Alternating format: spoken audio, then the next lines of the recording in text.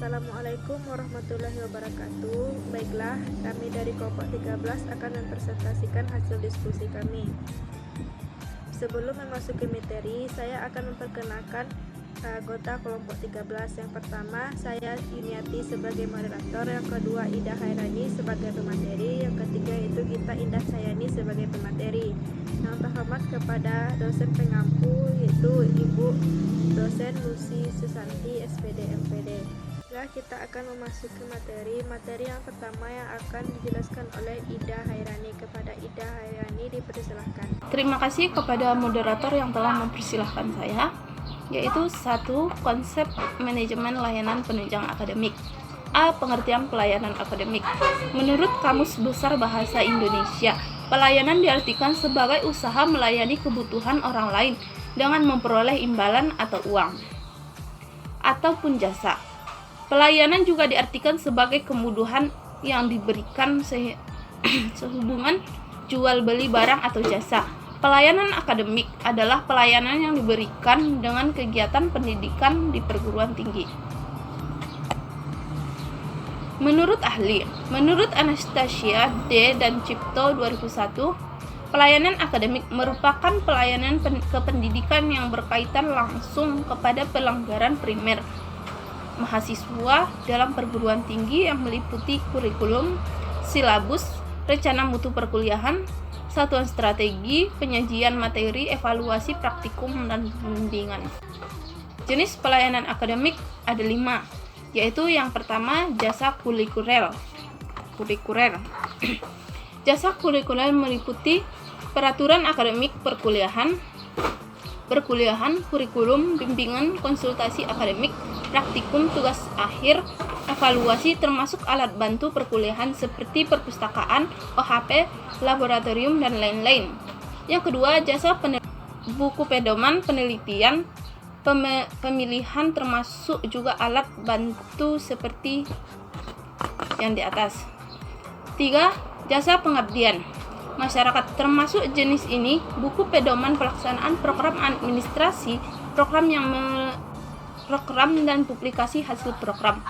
Yang keempat yaitu jasa administrasi yang meliputi kebijaksanaan strategis administrasi, kegiatan akademik seperti kehadiran perkuliahan, penelitian, praktikum, registrasi, transkrip, jasa dan sistem informasi.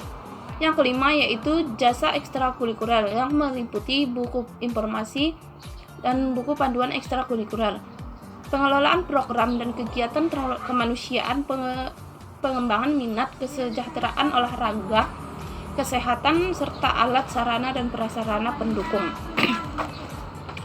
Mengingat banyaknya jenis pelayanan akademik harus dipenuhi, maka dalam penyelenggaraan akademik termasuk tersebut tentu melibatkan banyak unsur yang diharapkan memiliki komitmen dan berkualitas tinggi.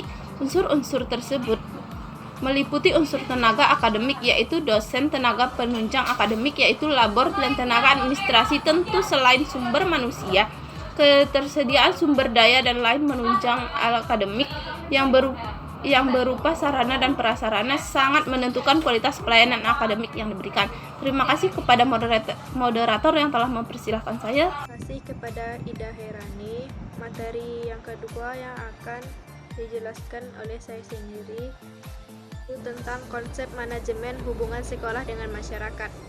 Arti manajemen adalah proses perencanaan, mengelola, pengorganisasian, pengarahan suatu lembaga. Maksud dari pengertian ini bahwa suatu lembaga memerlukan manajemen untuk mengatur atau merencanakan suatu kegiatan yang akan diselenggarakan di sekolah dengan membentuk suatu organizing atau membagi tugas. Dengan ini, kegiatan yang sudah direncanakan akan berjalan dengan lancar sesuai harapan. Hubungan masyarakat dan sekolah sebagai komunikasi antara sekolah dan masyarakat untuk menanamkan pengertian dan juga karya pendidikan untuk memajukan sekolah.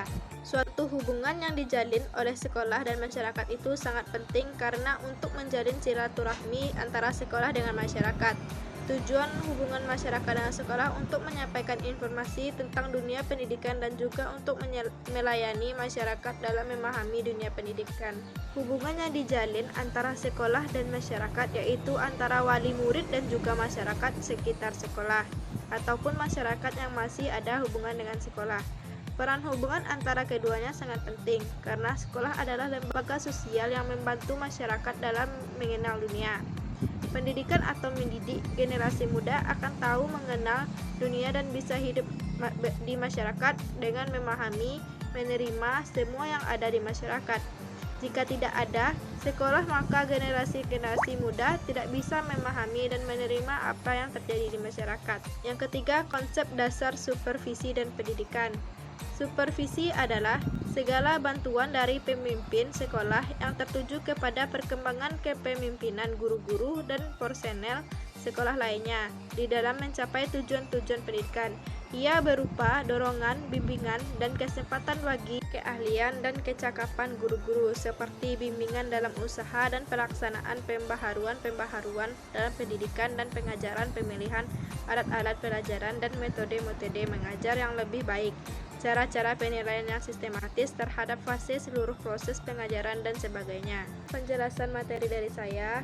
Materi selanjutnya yang akan dijelaskan oleh Gita Indah Cahyani. Kepada Gita Indah Cahyani dipersilahkan. Nama saya Gita Indah Cahyani dengan NIM 210020007 akan menjelaskan materi sambungan tentang konsep dasar supervisi dalam pendidikan.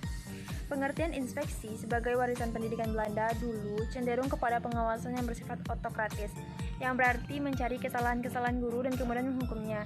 Sedangkan supervisi mengandung pengertian yang lebih demokratis. Dalam pelaksanaannya, supervisi bukan hanya mengawasi apakah guru dapat menjalankan tugas dengan sebaik-baiknya sesuai dengan instruksi atau ketentuan yang telah digariskan, tetapi juga berusaha bersama guru-guru bagaimana cara memperbaiki proses belajar mengajar. Jadi, dalam kegiatan supervisi, guru-guru tidak dianggap sebagai pelaksana pasif, melainkan dilakukan sebagai partner bekerja yang memiliki ide-ide, pendapat, dan pengalaman-pengalaman yang perlu didengar dan dihargai, serta diikutsertakan dalam usaha-usaha perbaikan pendidikan. Yang keempat, ada konsep ketatausahaan yang berasal dari kata tata usaha, yang artinya merupakan sebuah penyelenggaraan pekerjaan administrasi yang berkaitan pada tulis-menulis ataupun mengumpulkan data termasuk dalam hal keuangan dan sebagainya dalam sebuah perusahaan, organisasi maupun sebuah negara. Tata usaha menurut para ahli, yang pertama ada menurut Nawawi dan Martini tahun 1996. Tata usaha ialah kegiatan menghimpun, mencatat, menyimpan, atau menggandakan serta mengirim berbagai data informasi yang berguna untuk mewujudkan tugas pokok organisasi. Sedangkan menurut Delianggi tahun 1996, tata usaha ialah pencatatan aktivitas, penggandaan, penghimpunan, pengolahan, pengiriman, dan penyimpanan berbagai macam yang dibutuhkan dalam setiap organisasi. Menurut Saiman 2002, tata usaha merupakan suatu pencatatan dan penyusunan berbagai macam keterangan. Tujuan ialah agar keterangan-keterangan itu dapat digunakan secara langsung untuk bahan atau sumber informasi untuk siapa saja yang membutuhkannya, khususnya pimpinan organisasi atau perusahaan yang bersangkutan. Dan ada juga konsepsi ketatausahaan menurut Delianggi.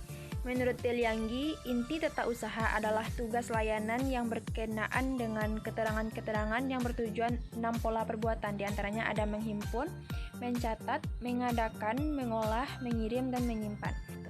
Terima kasih kepada Gita Indah Cahyani. Itulah hasil presentasi dari kelompok 13.